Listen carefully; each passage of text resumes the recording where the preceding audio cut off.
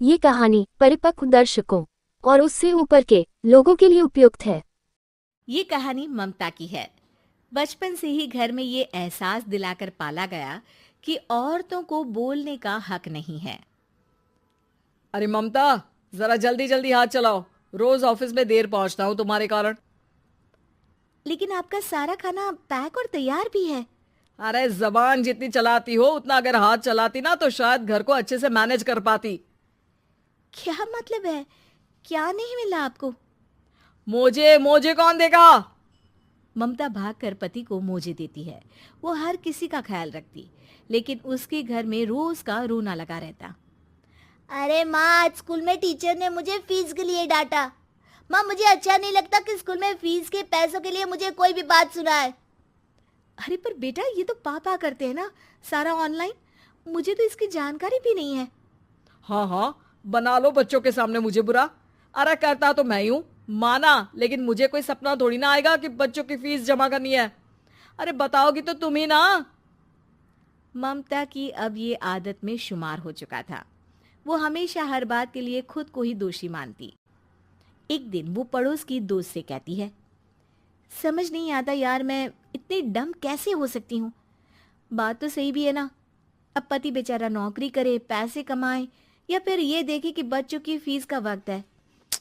क्या करूँ यार। पता नहीं, मेरे पति तो सारा काम खुद ही करते हैं। वो तो कहते हैं कि तुम थक जाती होगी, सारा दिन घर बाहर बच्चे। तो अच्छा, ऐसे भी पति होते हैं क्या? अरे क्या बात कर रही है? भाई साहब कभी तुझे किसी बात के लिए सुनाते नहीं? किसने कहा नहीं सुनाते? अरे ये पति चीज ही ऐसी होती है कि बिना पत्नी को सुनाए उन्हें चैन की नींद कहाँ आती है। तो तू भी परेशान रहती होगी कि कैसे, क्या, कब भूल गई। अरे वो तो मुझे बस इस बात के लिए ताना देते हैं कि मैं वक्त पर खाना क्यों नहीं खाती या पार्लर जाकर अपनी साज सज्जा क्यों नहीं करवाती। पड़ोसन बोल ही रही होती है कि ममता के बेटे की आवाज आती है। अरे माँ, क्या हो गया? लग नहीं रहा कि आज आप मुझे पानी भी देगी। अरे कब से खाने के लिए वेट कर रहा हूँ। अरे यार, मैं चलती हूँ। बेटा खाने के लिए वेट कर रहा है, मैंने उसे खाना भी नहीं दिया।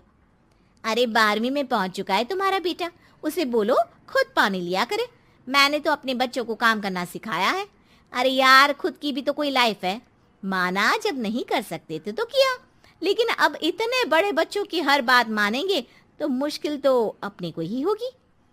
ममता को पड़ोसन की बात में दम तो लगता है, लेकिन करे क्या, आदत भी तो खुद ही ने डाली थी।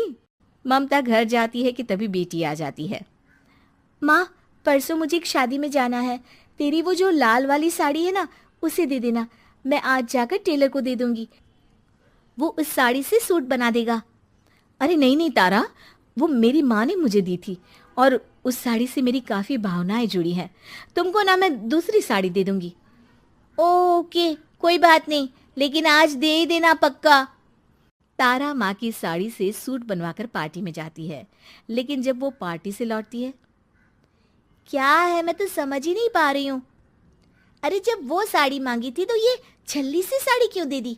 मैं ही पागल थी जो इस साड़ी का सूट बनवा लिया मैंने। माँ, जानती भी हो कि कॉलेज में मेरी कितनी हंसी उड़ी। तभी वहां ममता का पति सुनील आ जाता है। अरे गवार औरत, जब बेटी साड़ी मांग रही थी तो दे देती ना। अरे पापा, इनके तो इमोशंस जुड़े थे उस साड़ी से। ममता इतने सब के बाद भी कुछ नहीं बोलती। मेरी बेटी की बेइज्जती हो गई, मैं बिल्कुल बर्दाश्त नहीं कर सकता ये। मैं नहीं चाहता कि मेरी बेटी से कोई भी ज्यादा सुंदर लगे पूरे कॉलेज में। जी, वो पढ़ने में तारा बिल्कुल अच्छी नहीं है, उसकी पढ़ाई पर आप ध्यान दीजिए ना। अच्छा, अब तुम मुझे बताओगी कि मुझे किस पर ध्यान देना और किस पर नहीं। रमेश जैसा ही ये वाक्य पूरा करता है, ममता की बेटी और पति उस पर जोर जोर से हंसते हैं। अरे ठीक है ना, पता ही नहीं चला कि कैसे वक्त इतना बीत गया। अरे कैसे पता चलेगा माँ, हम लोगों के पीछे जो तू बैताल की तरह चिपकी रहती थी, तुझे कैसे वक्त का पता चलता? ममता को पहले सास ससुर, फिर पति और बच्चों की तरफ से इस तरीके की बातें सुनकर उसका मन बहुत दुखी रहता था। एक दिन, सुनो ना, बहुत दिनों से कमर के नीचे बहुत दर्द रहता है। कल मैंने देखा तो एक फोड़ा था।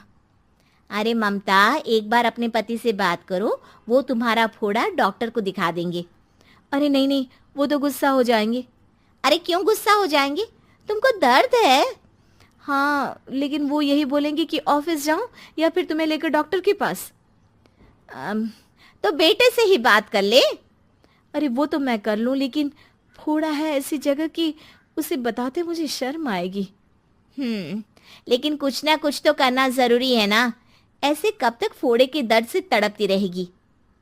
अब तो सोच रही हूँ कि इनसे बात कर ही लूं, वरना दर्द के मारे कहीं मर ना जाऊं।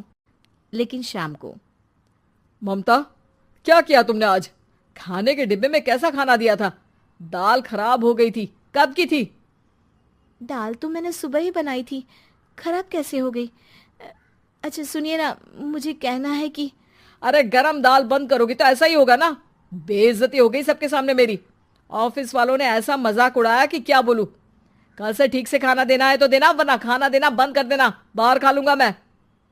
ममता, जो पति से अपनी परेशानी बताने वाली थी, वो अब ये सोचने लगती है कि कल से पति को खाने में क्या दे। अगले दिन ममता थकी थकी सी हालत में, आप लोगों के लिए नाश्ता बना दिया है, खाना बनाने की हिम्मत नहीं है आज तो। रात भर सोकर थक गई है ना, इसीलिए तो खाना नहीं बना सकती। हिम्मत नहीं हो रही है, मैं बस सोने जा रही हूँ। बस मैडम को सोने का बोल दो, फिर देखो कैसे सोती रहती है। माँ, फिर वही पराठा सब्जी। अरे हमारे साथ के दोस्त एक से बढ़कर एक नाश्ता खाना लेकर आते हैं, आप तो बस। सभी घर से निकल जाते हैं, लेकिन जब शाम को बेटा घर आता है तो घर में अंधेरा रहता है। बेटा लाइट जलाता है। क्या माँ, तुम्हारा भी जवाब नहीं है बिजली का बिल बचाने के लिए? वो बोल ही रहा होता है कि सामने माँ जमीन पर लेटी मिलती है। वो उसके पास जाता है। अरे माँ, क्या हो गया माँ? तभी वहां पड़ोसन आती है। अरे बेटा, तुम्हारी माँ के पैर के पास एक फोड़ा है, जिसके कारण ये लगातार कमजोर होती जा रही थी। मैंने उसे पहले ही कहा था कि घर में बता दो, लेकिन तुम्हारी माँ किसी को तंग करना नहीं चाहती थी। तभी वहां डॉक्टर आ जाता है।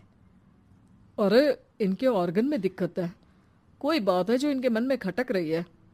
अरे नहीं नहीं, इसके मन में कोई बात नहीं है, कोई काम है नहीं ना इसके पास, सारा दिन बस घर में ही रहती है।